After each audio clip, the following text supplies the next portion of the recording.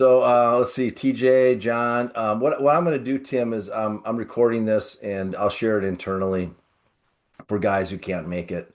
Um, but well, yeah, let's just get. Well, there's Mr. Springer, another guy Up, who man. crossed your path across the U.S. Hey, Tim. How many guys did you end up walking with along the journey that joined you? Uh, there weren't too many. Um, probably probably just under 10 10. Okay. total. Okay. Yeah, yeah, and less than that did a full day. So there were a couple that met up for a portion of the day. But Okay. Got it. yeah, yeah, Cool. yeah, All right. Well, hey, we'll get going. Thanks everybody for joining us. We get together once a month as a group and we cover different things. We usually have a guest speaker. I don't have a member spotlight this month, but got a few guys on my list who I'm targeting. But I wanted to really focus on Tim, and I met Tim LinkedIn buddy probably 3 or 4 years ago. At that time, Tim was he had a fun thing going where he was meeting with guys on the beach and they were doing cold plunging. And Clint, I think that's where you met up with Tim, right? Yeah. Yeah, I did a couple of cold plunges and coffee with Tim. In fact, he is my first cold plunge. So he walked me through it. Yeah, I lived. So And then I yeah, think Tom Colleen was out in the area too and attended one at one point. So yeah. we've got a few guys do that. And so anyway, I remember meeting Tim there, and then um, just stayed in touch, and then he started that journey. And again, there's more to Tim than just the walk across the U.S. But I think I mean, it's a signature thing. And so anyway, Tim, thanks for joining us. I think what Yeah. we're gonna do is just like maybe I'll kick it off with a few questions. Tim can go, and then as guys have questions, feel free to just chime in, and we'll just keep this a conversation. So, Tim, thanks for joining us. Really appreciate it. First, tell us. I know you're not in the U.S. Tell us a little bit about where you are and how you ended up down where you are. Yeah, I'm in Costa Rica. I got down here 2 weeks ago. About 2 weeks ago to the day.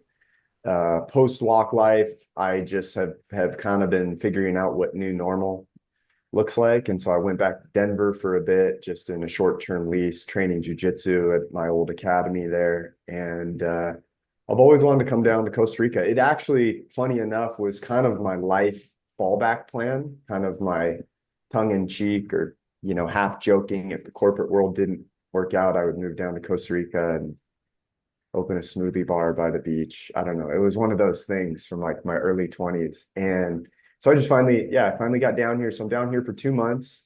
Um, just kind of experiencing what it's like to live across the street from the beach and have a pretty slow paced life and start writing the book for the walk and just eat good food and fresh fruit and see some monkeys and you know not get attacked by scorpions, all the normal stuff down here. Well, hey, before we get into the walk, you look like a healthy dude. Tell us a little bit about your approach to health, your routines, kind of your philosophies, just how you've been living your life. Yeah, I grew up playing sports. I got into strength training when I was about 15, when I really started seeing potential with baseball, knowing I was going to go beyond high school and potentially more. So I got really into and I dealt with a lot of injuries early on, actually. My body was always dealing with something. And so that kind of turned me on to learning about the body, and doing so in a way that wasn't so much about aesthetics and was more about performance, was more about feeling good. So that was my journey, first starting physically with the body. And then years later, started to understand, as I got through my teens and later into my 20s, really starting to feel the impact of what I put into my body and nutrition. And led me down this path of tracking and calculating everything and then learning about ingredients and staying away from sugars and processed foods. Very physical health focus. I started dialing more into my sleep when I got into tech sales, um, and learning, how much being physically fit, also fueling myself with proper nutrition and hydration, and then also how big of an impact consistent high quality sleep had on me in my career in leading sales teams. And so that was really the foundation. And then the next wave came through for me was mental health, emotional well-being, and really learning that side of it and how much of a driver that is to everything else. So it's been this really cool progression of exploration and experimenting and getting to see how that all played on the walk Mhm. and really kind of, beating up the body and yeah, I'm figuring out curious, how to feel have you good. gotten into any of the circadian rhythm thinking and philosophies and practices? Is that you with light, with grounding, water, some of those things? Is that something that's come on your radar? Totally. I think when I first started, I had a lot of trouble sleeping, middle of the night insomniac. So that led me down the path again, first with nutrition, seeing, okay, is it the food I'm eating? Am I eating too close to bedtime, whatnot? And then looking at really my sleep cycles, learning a lot about sleep, the different sleep cycles, timing of sleep, the impact of not just light, but other stimulation, auditory stimulation. So I started paying attention to, hey, if I'm watching a baseball game at night, um, not only am I aware of and conscious of the lighting in the room, and having a consistent bedtime, but also the sound. And that was one thing that was big for me. So I started turning the volume down, which in turn made me way more sensitive, actually. I became way more attuned, a different way to put it, attuned to the things in my life that were impacting, for this example, my ability to sleep, right? Or the things that were putting me more into like a survival, more of a subtle stress state, turning my nervous system on. And so I just started, yeah, tinkering with a lot of that stuff to feel, hey, how can I calm my nervous system?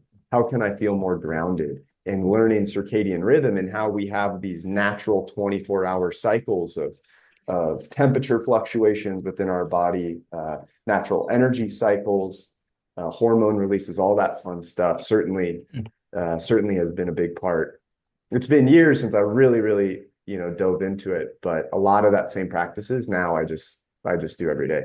Yeah. It's one of the things I'm going to just flip on a light here and you can see the difference.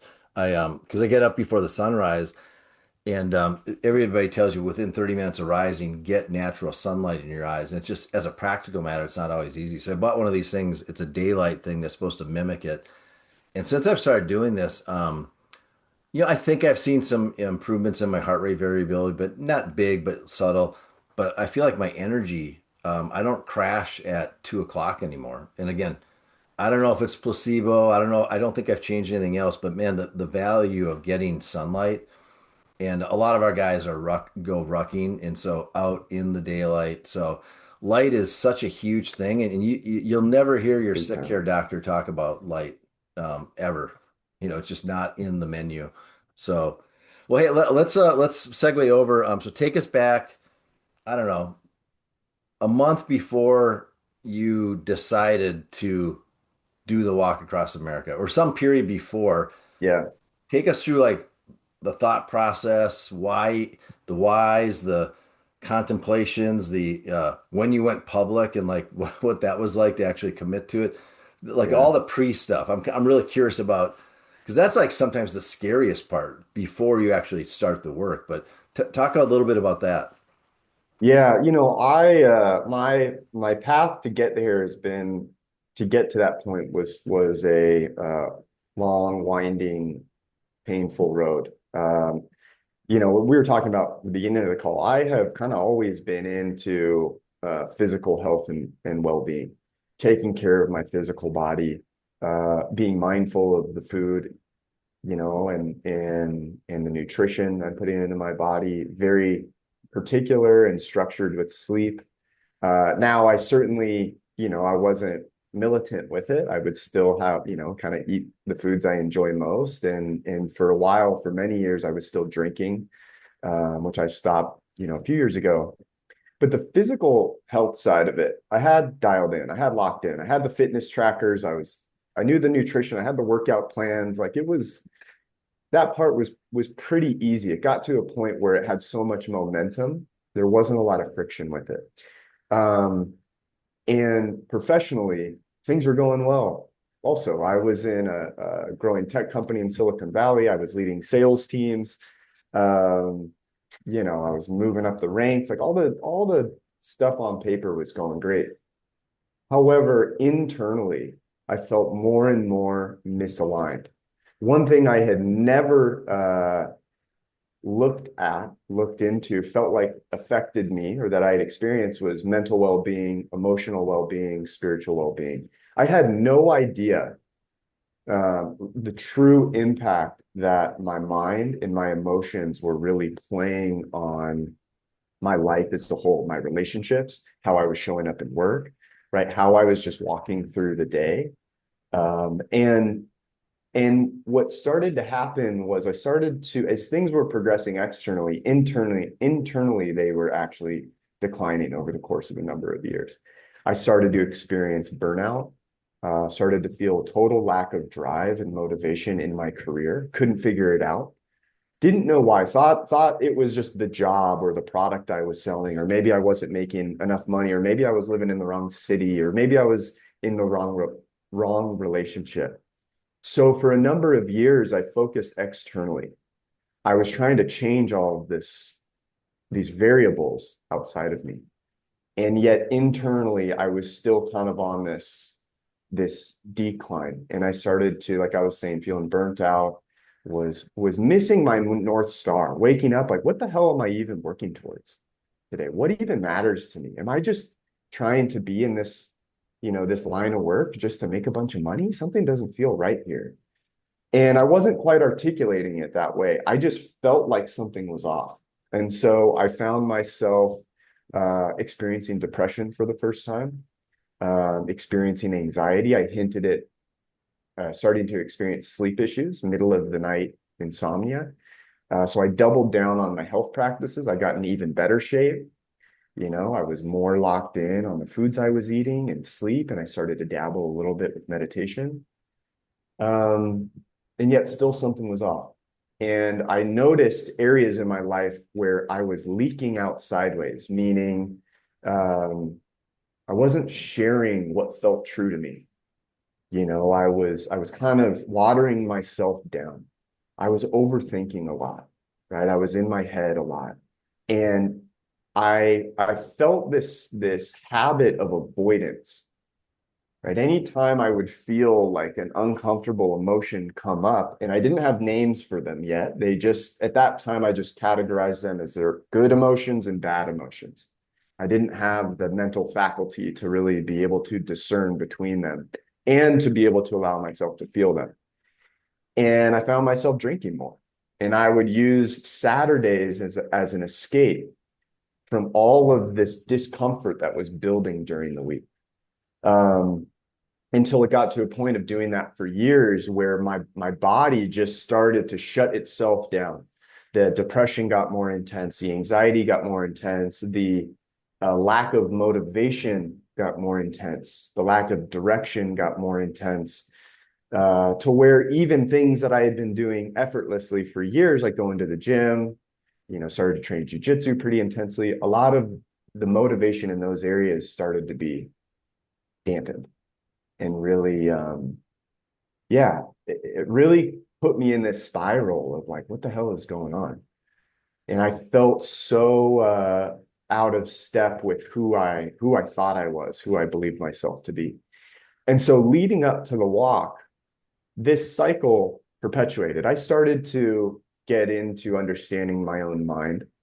I was looking at the nature of my thoughts, my inner critic, learning how to relate differently to my inner critic, starting to see more clearly the inner talk track and starting to connect the dots on how that talk track would actually create or generate certain feelings or emotions, maybe a fear or not enoughness or craving or desire, and then starting to see how that impacted how I was showing up in the world, actions I was taking, which inevitably would lead to the results I'm getting. And I just started to see a much bigger picture.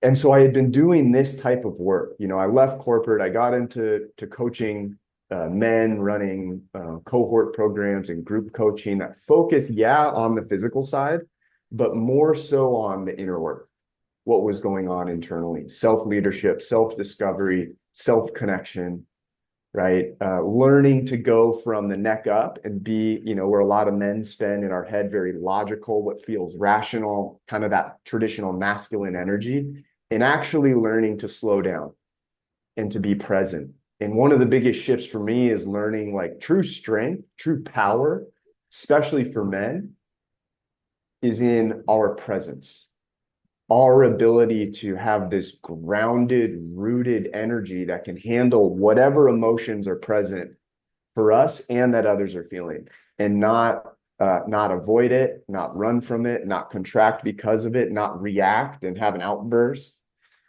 And so that was the path I was on. And so learning all this stuff. And so I was already doing this. And yet in 2024, something just felt off with me. And I landed into a much deeper depression. And this time was like a full system shutdown. The years before, I was able to still get up. I could be on calls. I could work. I could deal with the depression. It was what I would call like a high functioning experiencing depression. And in 2024, everything shut down. And it was the first time I felt apathy, whereas getting up and going to the gym or eating well or having a sleep routine or sitting on the meditation cushion or doing a round of breath work, getting outside into the sun, I didn't give a shit about any of it. No, I knew all of the things to do. And I was like, I don't give a fuck. I'm not doing any of that. And it was, describing it as like this 1,000-pound weighted blanket. And I was sleeping in much later. The moment I would wake up, I was looking forward to going to bed at night. I started taking weed gummies, cannabis gummies. Again, I hadn't taken in years because it was the only source of reprieve. And it was easy. I could just take one. And I just found myself in this 3-month period or so, 3 or 4 month period of really struggling with this. And then feeling imposter syndrome, feeling a lot of self-doubt. Man, how am I in a position to lead other men through this stuff if this is how I feel every day? And so it was really challenging. And I ended up going on a very powerful small group trip to India where we went around to different kind of powerful spiritual sites. And I just went in like, man, I don't know what I need right now, but let me just keep experimenting, put myself in the position to just new things, see if something works. And so I had some really powerful experiences in India, which could be a whole different conversation. And when I got back, while on the trip, I had a 3-day stretch where I didn't have any thoughts of suicide. And I remember sharing that with the group, and it was the first time I felt like I was coming up for air. I was with this small group of 10 people, and I just felt so connected to them on the trip. There was no judgment. There was just only support. In that period, I felt like I was able to see kind of light at the end of the tunnel. And so I get back from the trip, and I'm back for 2 weeks, and I feel myself starting to decline again. And I just was on Instagram, just looking at some videos one day, and I saw a video of a guy talking about how he walked across America in 2019 and how much it changed his life. And I just felt this flush of energy from my feet to the top of my head, felt like a lightning bolt went right through my body. And I just had the thought, holy shit, that's it. That's the thing I'm doing. And so 2 things on that. One, it didn't feel like a choice. It didn't feel like I, thought about the decision, weighed the pros and cons. It felt like something else was like, this is what you're doing. Start preparing for it. The second thing is, because I get a lot of questions about like, hey, after you complete such a big accomplishment, what's next? Is there something else you're doing, or how do you feel that come down? And that wasn't my experience at all, because I didn't go into this as a challenge to complete. For me, it was really clear that the walk was a spiritual practice of sorts. So my intention going into the walk was not to complete it, to say I completed it, to feel good about myself for doing a big challenge. I actually didn't give a shit about any of that. I instead thought, what would happen if I did 6 months of 4 to 8 hours of walking meditations every single day? What would change in my life if I tried mantras for hours and hours and hours at a time? If I didn't have my phone on, if I wasn't listening, distracting myself with music, or trying to just keep learning more through podcasts or audiobooks? What if I shut all of that off and just brought presence to my feet? Right? What if I allowed myself to be with every single thing that came up, to constantly work to notice my mind, to quiet my mind, and to do the walk from a place of full surrender? Right? I was in such a low, heavy position that going into the walk, I knew that there was a chance that, like, the walk was dangerous, and I knew there was a chance that something could happen and I could die on the walk. It's happened to people before that have done this walk. And I truthfully went into it not caring if that happened. And in a way, what allowed me to surrender to the universe, to God, to consciousness, to something bigger, to my higher self, whatever terminology you're comfortable with, doesn't matter. What allowed me to surrender to it was, I said, whatever I've been doing ain't working. I feel like shit. And I wanted to go into it and experiment to see, does surrender work? Is there something that's looking out for me? Because I thought one of two things would happen. One, there wouldn't be, and I wouldn't survive the walk, and I was okay with that at that time. The other thing, the other side was, no, I am going to experience that. And if I do experience that, I could sense how life-changing it would be, because it would blow me away. I knew that. And so I approached the walk as a practice every single day, a walking meditation, bringing presence to my body, to, of course, the pain, the discomfort, the unknown, the grind of waking up every single day and walking 20 to 30 miles. And building this, I love the term mental faculty, but building this attunement and this faculty to my body, not distracting myself from it, bringing awareness, focusing on my breath, and doing it while opening my heart. So I also went into the walk. I'm not bringing weapons. I'm not thinking about the dangers. I'm surrendering all that fear. And my intention going in is to connect with whatever human being is in front of me. Whether it's the receptionist at the hotel, whether it's somebody buying me a meal or offering me their home, or if it's somebody sitting on the side of the street who's homeless. My intention going in was to stay completely open and receive whatever was there for me on the walk. And that, and obviously, which we can get into, but there were a lot of challenges, and it wasn't easy. And it was the walk saying, okay, that's what you want to do. Great. Here's challenge after challenge after challenge to learn how to practice that, not when things are perfect, but in fact, when things are especially difficult. Wow. So my first thought went to as a guy, we tend to want numbers and compete. I'm going, you weren't even thinking about 27.2 miles a day. Let's go get it. What's my miles per hour? All the stuff that wasn't even on your radar. You're just like waking up and just, I mean, that's like, I got to get my head around that because, and then you did that for how many days were you on the road total? Well, I'll actually say I definitely have that part of me. And so I was looking at my pace and looking at miles and all of that stuff. But funny enough is that actually brought a sense of burnout through the first 2/3 of the walk. And I felt that coming. I felt that part of me looking and competing and wanting to get out the door and improve my pace. And that was one of the lessons, part of the lessons. So in the last third of the walk, I was able to let all that go. Hmm. Yeah, because it's funny what you just described. It made me think. We do a book each month, and this month's book is "It Takes What It Takes" by Trevor Moawad. Yeah, He it's a talks good about book. neutral thinking, and Yeah. that's like hear you talking about as a version of that, where you're not putting meaning, positive or negative. It's just like every day you're waking up, hitting the road, and just whatever comes is just a thing. It's not good or bad. Uh, Yeah. Yeah, in the mind, how the mind works is it's a meaning maker. It's a meaning making machine. You know, the how the human mind works is it exists within story. The purpose of the mind is actually communication and understanding. And we communicate through stories.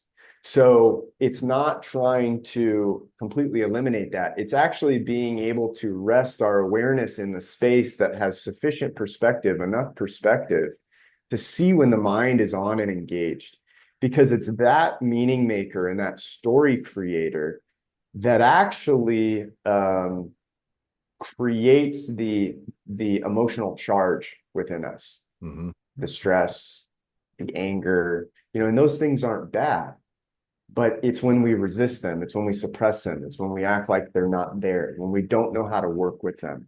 I always use the example of stiff arming them, that mhm, resistance, keeping them over here because you're not good. At some point in our lives, we probably have our own version of this, but we learned that a certain subset of feelings or emotions is not acceptable. It's not okay to feel that. Okay, so bury that shit. Go take that back with you, mhm, right? And over years, over decades of doing that, our body doesn't just forget that, it builds up within us, right? It starts to change the course of how we interact with the world, which looks like our personality or mhm, who we think we are. And so the process was, can I bring awareness to that? Can I notice where meaning is coming up and see how that is actually in turn creating my experience on the road? I was walking in the middle of New Mexico.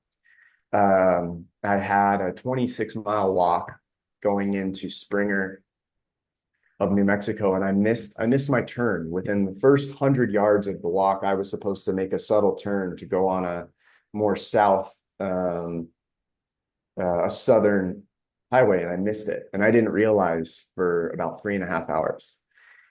And I thought I was cooking. I had an amazing pace. I was so excited. It was a beautiful New Mexico, open lands, no buildings, no cars around. And I get out my phone to see where I'm at on the map. And I was on a highway going north and 13 miles in the wrong direction. And I felt the reaction. I felt the negativity. I felt the how could you do that? You piece of shit. Like, how dumb could you be? You're all 2 months into this walk. How did you not see that? And noticing how that started to just contract my body. And when I looked at the map, I still had 26 miles to go, just how it turned out. So I walked 13 free miles and I still had the 26 I thought I had. And the stories were going crazy. And what I realized was, and this happened many times on the walk, but this was such an impactful example, was, man, I got to be the one with that story. I'm the only one that has to sit and listen to that and deal with the impact of it. And so am I going to allow that to consume me, or am I going to find an alternate route, both physically, but mentally and internally, and find a channel that I can tune my awareness into that is supportive and that is understanding and that is forgiving and that again opens my heart to the experience and sees that, yeah, that's part of it too. mhm, Going the wrong direction is perfect too, because I got to see a herd of bison that actually ran along the road with me. I got to just things like that. So seeing the neutrality in the moment, I have 26 more miles to go. I walked 13 miles this morning. Okay. And then noticing where the story gets layered on. And in that moment is recognizing, okay, if I go down this path, it's going to be a shitty rest of the day. It's going to be pretty fucking hard. If I can go down this path, it's going to be much more empowering and help me. So in that moment, I had to spend about 90 minutes allowing myself to feel everything that was coming up, the anger, the frustration, the self-doubt, I allowed it to come so it could get through me as I was walking, but constantly also bringing myself back to, okay, we also have a choice right now, how we want to show up, getting into mantra. Like we still have 8 hours to walk. Hmm. We can't just dwell in this space. Yeah, that's a powerful thing. Like choosing the role you're going to play and you're writing the story. You got the pen in your hand as you're walking. Hey, I'm curious. One of the things I think a lot of guys are wondering about. Talk about like you talked a lot about the mental side of things. Talk about the physical impact, the good and the bad, like your feet, your muscle mass, your weight, your body parts that ache that you never knew you had, anything in that. Because I mean, I can't fathom personally walking 26 miles, let alone doing that daily, basically. But talk a little bit about the physical side of physical impacts. My feet were sore every day, like 10 out of 10 sore. And there was a period in Tennessee, they started to get a shooting pain on the big knuckles of both my feet where I thought I was going to have to take time off. But for the first 2 months, especially, the physical pain was the worst. My body adapting. I was in good physical shape, had good strength and muscle mass and everything. But quickly I experienced how the body was recognizing, okay, we're not going to use this function, meaning like upper body strength or shoulder strength or so okay, let's reallocate resources.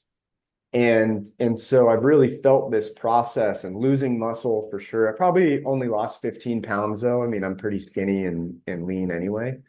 But my feet really, my lower legs really went through the ringer in the first 2 months from, things like a shooting pain in the arc of my left foot, and then compensating on that a little bit caused a baseball-sized bruise on the outside of my left foot.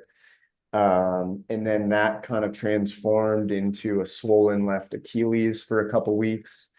And that moved its way up to a shooting pain in the front of my left kneecap for a few days. And then that ended up moving to the back of my upper left calf.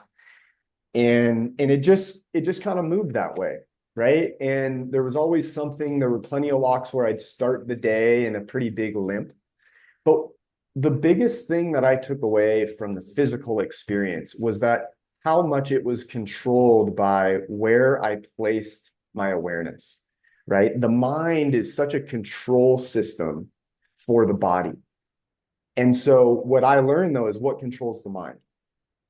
And that's our awareness, our ability to be present, our ability to rest in awareness and not get swooped into our mind and our thoughts. So it's kind of this upstream mechanism. And what I was learning was that physical struggle and physical pain is not as objective as I thought it was. Hmm.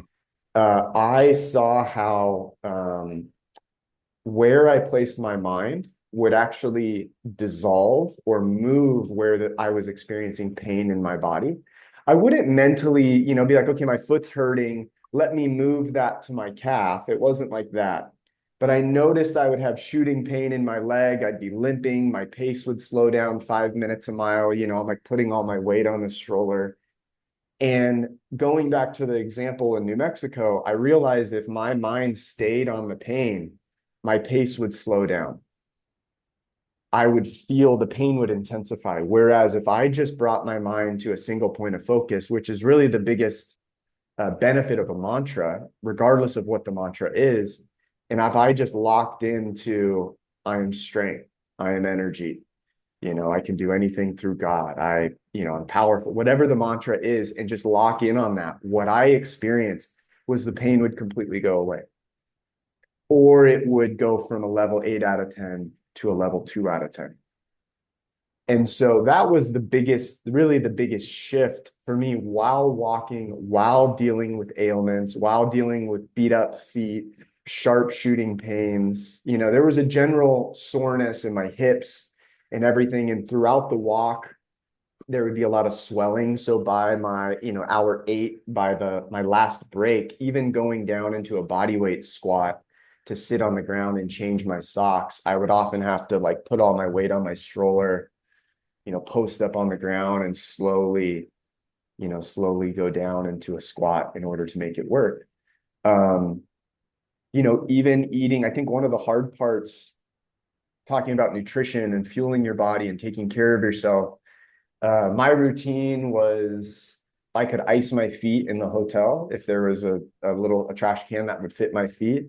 I found it really hard to do stretches at night or in the morning. I didn't have the energy to do it. When I got out to wherever I was staying, at the end of the day, I would lay on the ground, put my feet up on the wall, Mhm. and ice if there was ice. And then trying to eat between 4,000 and 5,000 calories a day, um, trying to get 200 grams of protein every day. And I think one of the things perhaps I didn't expect was if you're doing a long race, if you guys are doing an ultra marathon or an Ironman or something, and that's a specific day, even 100 miler, you can get by with, those fuel sticks or drinking soda or, having a candy bar, something, right? Just to get you through the race. But being on the road for 6 months, I couldn't afford to eat that way because of the inflammation, like the chronic inflammation, the long-term inflammation that it would bring, and also what it would do to my gut. And so I experienced that. And there were definitely walks where that's the only thing I had access to. But that was a big challenge, is trying to get all of that, all of those calories in, but doing so as cleanly as possible. Mhm. And so that was probably one of the biggest variables for the physical health side of it. Yeah, I would imagine, especially rural areas where you might have a convenience store as the only option, and you're looking at that hot dog that's been on the roller for 12 hours. Should I eat it or not? 4,000 calories, 5,000 a day, that's just insane. I mean, that alone Yeah. would require a lot of brain power just to figure out how to get that done. Did you Yeah. carry a lot of food with you to help? You must have had supplies along with you to, Yeah. yeah. Yeah. And I got to a point where I was just going off what I could do. I wasn't really tracking much. I knew I would every time I would eat, okay, is there protein I can get? If I was hungry, I would eat, I would try and stay ahead of it. But at some point I was like, there's going to be days where I'm not able to eat that much food. Hmm. It's going to be really tough. Yeah. And I stopped at a lot of Dollar Generals. One of the things I had to do when it started to get hot out, 90 plus degrees every day going through the South, so super humid, super hot, was I started drinking a lot more like Gatorades or body armors. I'd get a big one, I'd buy like three of them. So it'd be a way I could get 1,000 calories or so. And it wasn't preferred, but it was really hard to eat in the middle of a walk when it was so hot out. Hmm. Yeah. Hey, a question before we open up for the rest of the guys. I'm curious. You look back now. You finished, I don't know, roughly 8 months ago. As you look back, if you were, what were your top three like takeaways? So not so much what you went in with, but now that you've had time to digest it and think on it and reflect, if you're sharing like your learnings with us, like what would be the three or four things, or one main thing, whatever it is that just Yeah. comes to mind? Um, by far, without a doubt. And it's something that, I will start crying about every time, or when I think about it, but was the power of surrendering the walk to a higher power. Hmm. Something I had never done before. I didn't grow up spiritual. I didn't grow up religious. But every single day, something magical happened on the walk. I got some kind of wink. And some of them were big. If I shared stories, you'd be like, oh my gosh, it's incredible. And and many of them were really small that just like I could feel in my body. And so to experience being guided and being held and being looked after on the walk when I felt a lot of fear. There was, walking in the middle of the desert and there's no buildings for 60 miles in either direction. and just felt very exposed and yet felt very protected and safe. Um, and so that was every single day. It was amazing. And I think another was really understanding the shape and the construction of the mind, which is work I've been doing for years, but to experience it in the capacity of the walk. And like I was saying, how much the mind actually creates our experience, creates our reality, and the ways in which we can influence the mind and influence where we place our awareness is what actually creates our experience as human beings. Um, and then, many other things, but those were probably the two that stood out most that I feel like would resonate. Yeah, resonate No, most. that's awesome. Well, before I get when we end, I want to ask more about how we can support you, next steps, all that. But before we get to that, um, who has questions, thoughts, comments, for Tim? Open it up. I'll, I'll I'll start. Tim, first of all, thank you for inspiring me last summer as well too. You got me all fired up. And in fact, I did the 18-mile or however many mile walk it was on a Saturday all day in my hometown and with no music, nothing else, and really enjoyed the spirituality of it and the physical nature of it. And then I started thinking about you doing it every single day. So I'm just what an inspiration you are to me. So thank you for that, first of all. Yeah, thank you. Yeah, you're welcome. Second is you talked about surrendering to a higher power, and despite kind of what was going on in your environment. Additionally, in your environment, and you wrote about this a couple of times in the LinkedIn posts, was traffic. And you're on two-lane highways, and you've got your stroller in a lot of cases, and you've got traffic, and there's not a lot of room. Talk to me a little bit about surrendering to the higher power while facing that, while kind of keeping your focus and all that Yeah. going on at the same time. Yeah, that was probably the scariest part of the whole walk is just dealing with cars and unknown and distracted drivers and worth a PSA of saying, please don't be on your phone and driving. But walking into traffic helped. Just a note on surrender. Um, it's not a passive act. It's not a thing of I'm not going to do anything, you do it for me. It's not laziness, anything, right? And I know you weren't implying that, but I think it goes hand in hand. And why the walk was such a beautiful experience for me, an example of it was there was this trust.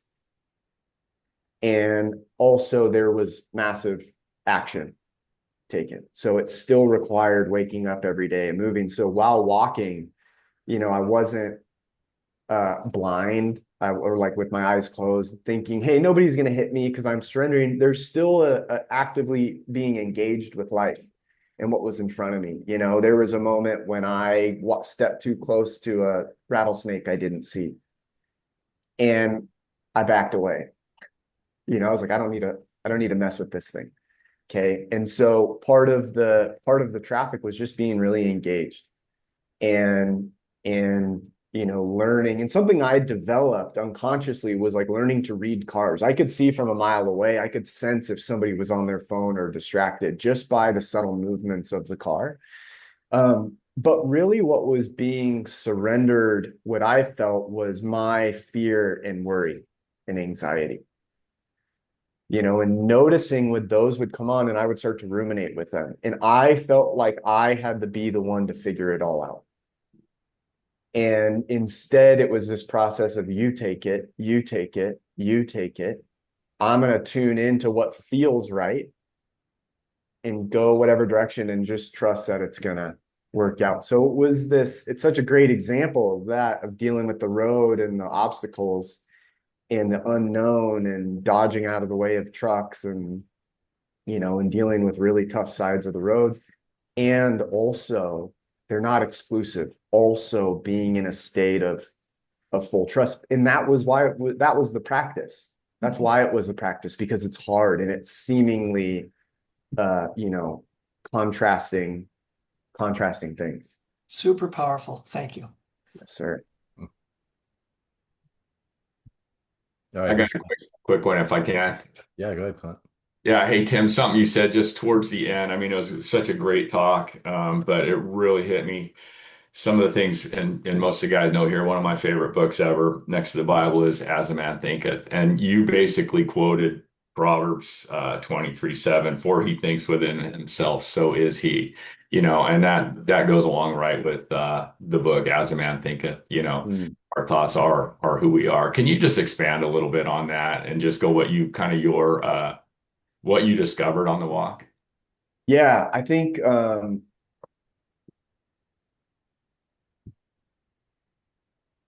what creates suffering in people's lives is not the thoughts they have or the emotions they experience, but it's the thoughts and the emotions they identify with.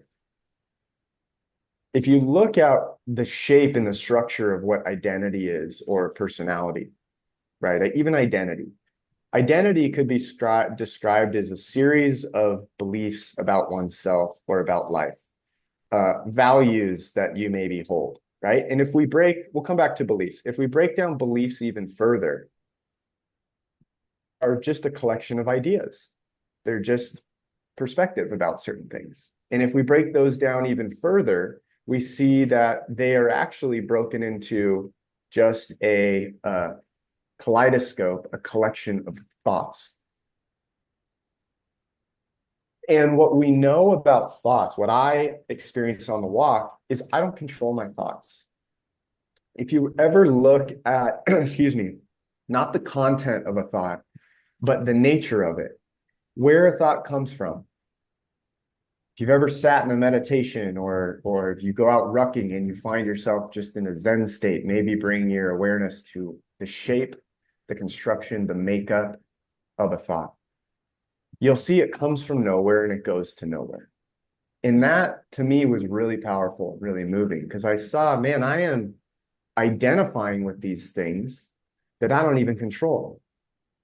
And emotions and feelings are just more subtle thought forms, right? They're just the product of stories and perspective that create reactions within us.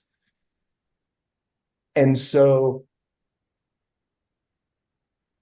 where we place our awareness and like where we, not identity, but our identification.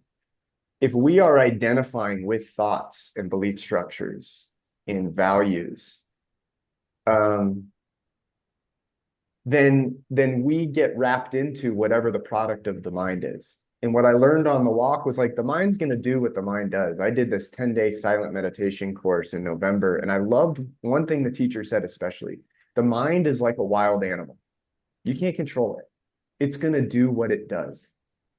And what we were building, what I was working on the walk, was the ability to notice, just building the simple skill set of noticing the mind, noticing the thought, noticing the stories that I hold about who I think I am, who I believe myself to be, noticing the stories that create judgment about others. Somebody does something that isn't aligned with my story, and so I judge them. And then seeing the importance of that is seeing how it impacts me moving throughout the day. Is it empowering or is it disempowering? And so I think that is the key thing, not if it's right or wrong, not if it's good or bad, looking more at like, does this make me feel more easeful and free, or is it more constricting? Is it more empowering or is it disempowering?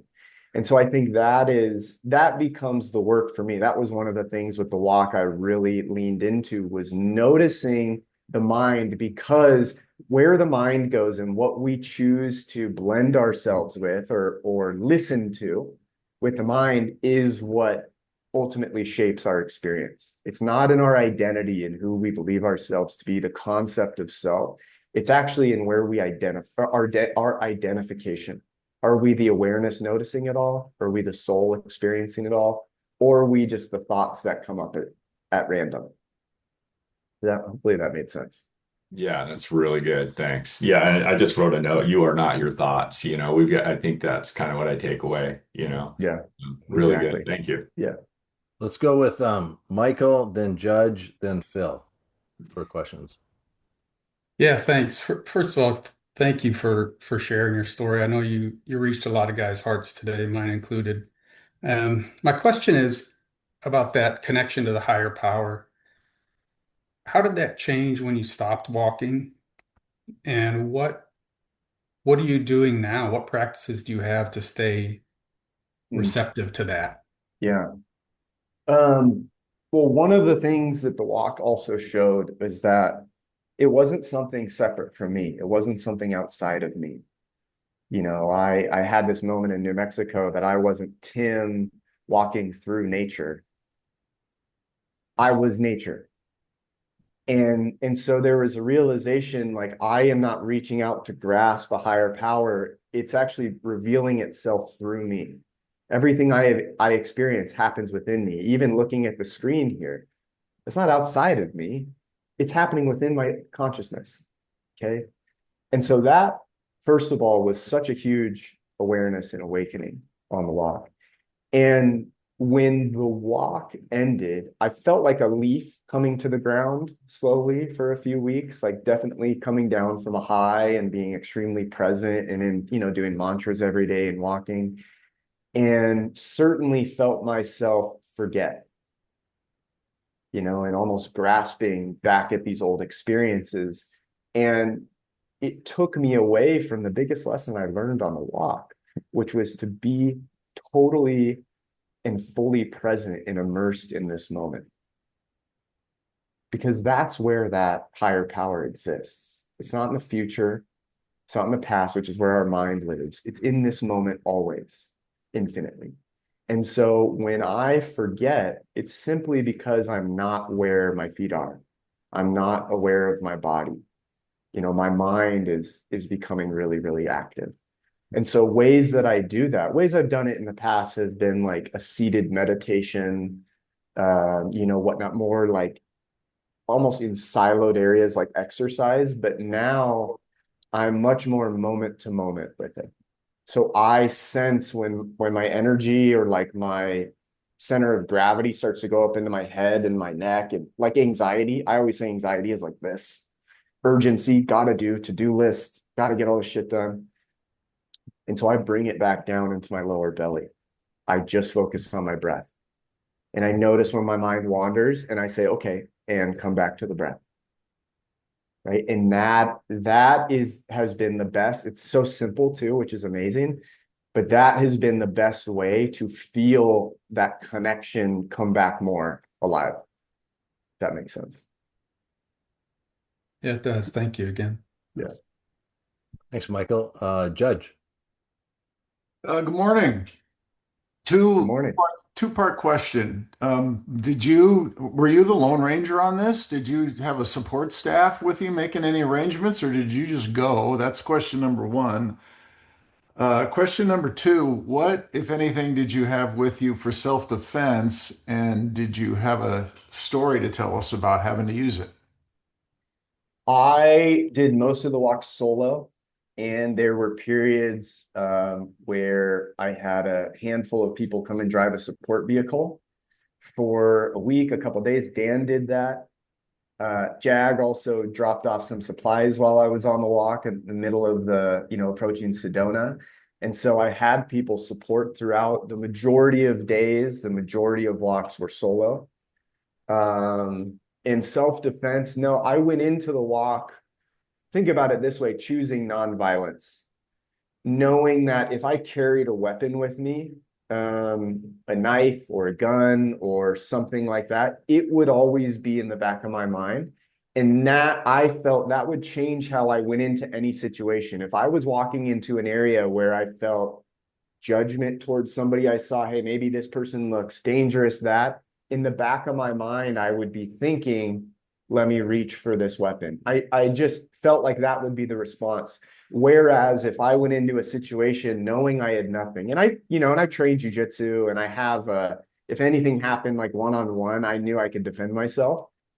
But I felt like choosing to go in, continuing to open my heart, connect with people, be present with them, get to understand them, share stories, hear their stories. That was the approach I wanted to take. So that coupled with surrender and trusting that I was going to be guided and protected on the walk, really hard to do. it definitely wasn't easy. I mean, that was my work. That's why I chose it, because it was so hard for me to do that. Were you ever worried? Was there Yeah, a moment where you were in trouble? I was never in trouble. There was a time in New Mexico, a couple drunk kids were giving me shit like one morning. I never felt threatened, but it wasn't comfortable. They were drunk on vodka and Sunny D at like 9:30 a.m. on my off day, giving me shit about the shoes I'm wearing and my hat. And then there was one town I walked in southeast Missouri where I felt my senses come online a little more, but I walked through the town pretty quickly, and it was like 10:30 a.m. So I wasn't out walking at night, really. So outside of those, I felt okay. Vodka and Sunny D. I just got a new drink idea. That's awesome. All right, let's see. We got a few more minutes left. I think we got Phil and then TJ, and then we'll Yeah. wrap her up. That drink will only work if you throw some AG1 and some protein in there too, I think. It's key. Tim, great story. I love it. A couple just, I don't know that I've been trying to figure out some questions, and as other people have been asking questions, some of them get answered. But I look at some of the words that you've been saying. I love the idea and concept that about practice instead of a habit, instead of a Yeah. routine, that Yeah. life is sort of a series of practices, because then you're never really there. And we talk about that with a writing practice or a meditation practice or even business, right?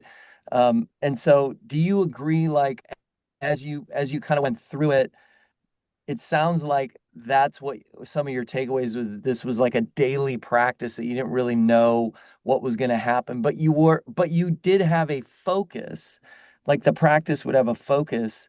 Um, and then, so that's one. And then two, just you use the word awareness a lot. And I'm wondering did awareness kind of become sort of a mindset for you? Meaning a non-judgmental, like you were aware of your surroundings and aware of what you were feeling physically and emotionally, but it didn't maybe have as much attachment to a good or bad. Is that why you lean into the word awareness? So Yeah. yeah. Yeah. Great questions. The walk for me was a spiritual practice. I knew that going in.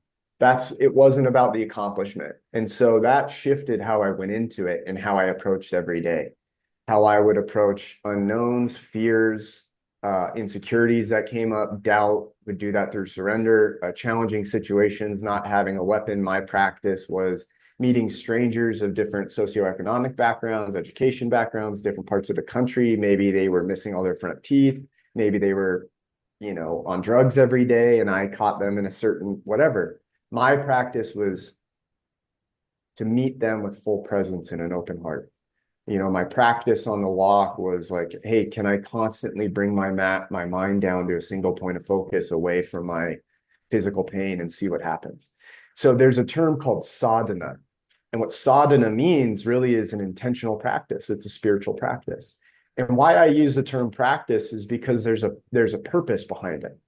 Practice for me, there's a reason. There's a reason I'm doing this, because my North Star is internal freedom, is to see and recognize all of my triggers, all of my insecurities, my fears, all of the things that really influence how I show up in the world. The things that maybe get me to not take action, or the things that get me to take action in ways that aren't aligned with my highest self, how I really want to live. And so the purpose of a practice is to help me become that best version of myself, not from an optimization and performance standpoint, but from a capacity to give and receive love, to experience compassion, joy, forgiveness, understanding, to, create more in life, to live, kind of like walk my own path, to live my own, in that way. And then your question on awareness, simply put, awareness is beyond the mind. So it's not quite a mindset. It's more of a place where you're standing, because with awareness, you can notice your mindset. You can notice the place that your mind is. Awareness is this general seeing. of things. And so it's more of a place of identification than it is identity. Identity would be a mindset. Identification is, though, I'm awareness. I am just this pure, expansive, limitless, boundless, loving awareness. And within that awareness, I notice my Timness. I notice my personality. I notice my thoughts. I notice my emotions. I notice things I can improve, self-talk or mindset to help me, empower me in any given situation, if that makes sense. Yeah. Yeah. Awesome. Thank you. Yeah. Thanks, Phil. All right, TJ. We'll sneak this in here at the end, Tim. First of all, like Yeah. others have said, thank you. I find myself making a few assumptions that I wonder if I can get clear on with your help. I think none of us are outside of relational context, right? We're sons, we're fathers, we're friends, we're brothers, siblings, spouses, the whole bit. And so I find myself wondering somewhat about what Judge was asking about, not just support team, but like the people in your life that were either with you in your mind or your heart or along the way. So can you talk a little bit about how you were influenced by and how you felt that you experienced influence with relationships from coast to coast? Like, what was the power of relationship in your life throughout this whole endeavor? I would really love to hear you speak to that. Yeah, when I got the idea, I got it on a Thursday, or I got it on a Wednesday, the day before Thanksgiving, and of 2024. And it was pretty overwhelming. I had the surge of energy, and I was like, well, let's see what goes into this. Let's see what's possible. How long would it take? How much would I have to walk? Is it even possible to walk 25 miles every day? And I did this research, and I put together basically a simple deck that said what I wanted to do, the proposed mileage cover, the proposed things with nutrition, how much money I would want to raise, the mission for it, all that stuff. And, I shared it with 3 or 4 people. I think my older brother, a couple of my really good friends. And I just immediately got a response of like, oh my God, this is the coolest thing I've ever seen. Like so much support. And I just am so, so grateful for them. And even telling my parents, right? I could sense a lot. They had a lot of fear, especially my mom, just for my safety on the walk. And yet, even with that fear, they showed 100% support. And, for me, it was a representation really of how much they have supported me my whole life, moving across country every year, changing jobs, doing this, that, like, especially as I get into working with more and more men, seeing the stuff that people bring into our containers to work in hard family dynamics. A lot of judgment, a lot of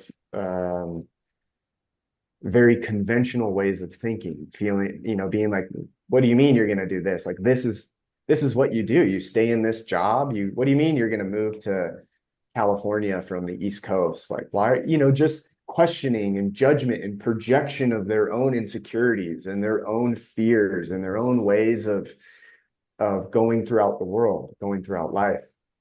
And so I've seen that. It's created a lot more contrast to what I have had in my life that has helped me through the last 10 years when this difficult journey really began with depression.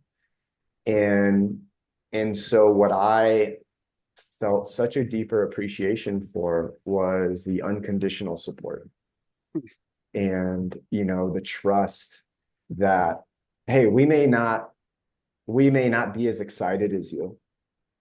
We may not get it, but like, fuck, whatever you need, we're here for it. And we know that you're listening to your own voice and you're listening to your heart.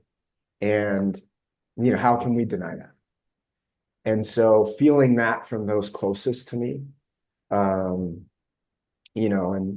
seeing them show up throughout the walk was incredible. And then I think the other side was one thing I wanted to do going into the walk was share everything. Share the good, the bad, the easy, the pretty, the wins, the challenges, the emotional breakdowns that I had on the road or in a hotel room as I was packing my gear up. one day, and because I just was tired of hiding that stuff, of carrying it all, and I'm like, I don't know how people are going to react to that, but I don't give a shit anymore. And this is just my experience. This is just what I'm going through, and I can't control it. It's just what I'm going through. And how I am experiencing life is this being in this body. And what was so awesome was to see the waves of support with that. Not just the encouragement and support and like the kind words, but to see it in a way where I would have people share with me how they are taking that almost as permission, as an example, and into their own lives. And, hearing people say, man, your walk has brought me and my wife closer than we've ever been in our relationship. Because at the end of every day, we've decided we're not going to be on our phones during dinner. And we're going to sit and we're going to discuss what you went through during the day and how it impacts us. And she asked me if this is anything I ever go through. And I'm able to ask her, does she ever feel any of this stuff? And so the impact that it had in that regard was, I think, something that I never saw coming. And I just felt so grateful, to get hundreds and dozens and hundreds of messages, sometimes every day of, again, not just like, hey, good job, it's really cool what you're doing, but like, hey, I started working out again. Or I just want to let you know I stopped drinking and I'm now going on weekly hikes with my daughter every Saturday. And still getting messages from guys being like, I just want to let you know I still do that every week, or I've dropped 35 pounds because of whatever. So I think that relational impact was really powerful for me because I, often very introverted, tend to be very lone wolf, self-isolation tendencies that, is something I'm working through and want to live in more freedom with. And so, yeah, seeing impact in that way was really powerful for me. And I'm grateful that people took time out of their day to share their story with me and what they struggled with and how they're, choosing to move forward differently. So hopefully that addressed your question, but I think, Oh, big time. yeah, I find it's interesting that the subtle irony in this is something that many would conceive or perceive as solo was probably one of your more powerful experiences with other people. It's pretty yeah, powerful to me. Thank you. yeah, yeah, Yeah, Tim, 100%. I think a lot of us on this call followed you and kind of miss the daily updates. It was something I think we look forward to. Um, whether you comment or not, it's just kind of a cool thing, like what's going to happen today, and then the different parts of the Yeah, country, and it was cool. Well, one, yeah. thanks for doing this, Tim. Tell us quick what's next for you and how we can support you. What's next? I don't know. I'm taking it day by day still. I'm writing a book about it, and I don't even know what the book's gonna really be about. I'm just writing out at the experiences and kind of some of the stuff we talked about today, and we'll see where it goes. And then I have teamed up with a business partner. We've kind of combined our men's groups, and we have our group, the Integrated Man, where we really do deep inner work.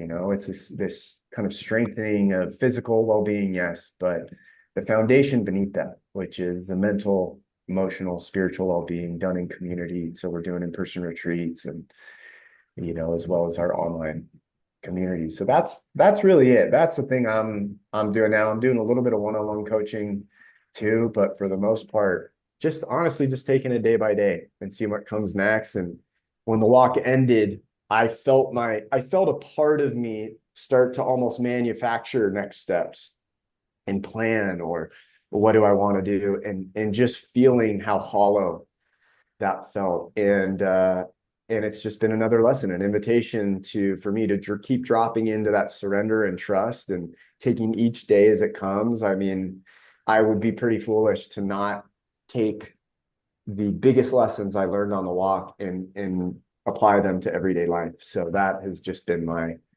work. that's been the practice. Yeah, makes sense. That's great. All right. Well, Yeah. once again, thanks. Hey, do you care if I share this video outside these walls? Is that okay? Is that cool with you? All right. Yeah, whatever you want. Awesome. And guys, I'll post this in school. I'll put in, I'll get Tim's links, put those in there. Oh, and then I was going to ask you, Tim, you mentioned one time one of your friends was going to compile all your LinkedIn posts. Yeah. Is that something that's going to happen?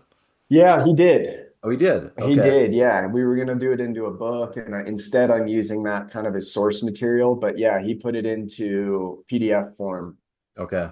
transcribed some videos, and yeah, and whatnot.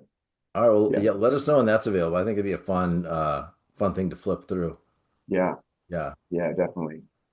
All right. Well, hey guys, Yeah, thanks for joining us. Tim, thanks again. This was super valuable. Again, you're probably I don't know that we've had anybody like you speak before in on these topics. So I thought it was super valuable. I think I'm just looking at you get a little neck up body reaction. I'm looking at guys and going, I think it went well.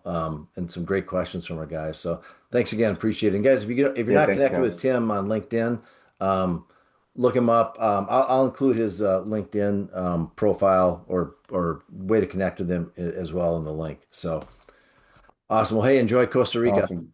Thanks, guys. I Yeah. appreciate it. Thanks, Thanks, Tim. Good to see you, Tim. Thanks. Yeah. Tim. There. Thank you.